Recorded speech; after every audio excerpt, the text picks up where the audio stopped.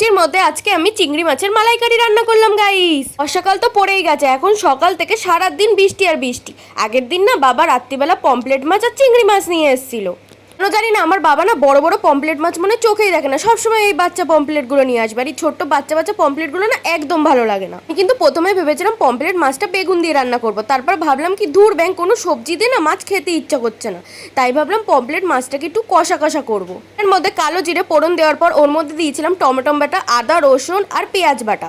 তারপর গুঁড়ো লঙ্কা নুন হলুদ দিয়ে ভালো করে কষানোর পর পমপ্লেট মাছগুলো দিয়ে দিয়েছিলাম। প্লেট মাছের ঝাল হয়ে যাওয়ার পরই কিন্তু আমি একদিকে কিন্তু চিংড়ি মাছের মালাইকারি করছিলাম। এটা মালাইকারি হলেও এর মধ্যে কিন্তু কোনো নারকেল ছিল না, কিন্তু এর মধ্যে কিন্তু সর্ষে বাটা, পোস্ত বাটা, তিল বাটা আর কিন্তু কাঁচা লঙ্কা বাটা দিয়েছিলাম। আমি কিন্তু চিংড়ি মাছের মালাইকারিতে কোনোদিনই কিন্তু তিল বাটা দিইনি, সাদা তিল বাটা কিন্তু আমি প্রথমবার দিয়েছিলাম। খুব টেনশন লাগছিল কিরম খেতে হবে ভগবান জানে। সত্যি বলতে চিংড়ি মাছের মালাইকারিটা খেয়ে এত ভালো লেগেছিল না বলার মতন। আর পমপ্লেট ঝালটাও কিন্তু অনেক সুন্দর হয়েছিল। মা তো বলেছে এত সুন্দর রান্না তুই শিখলি কি করে।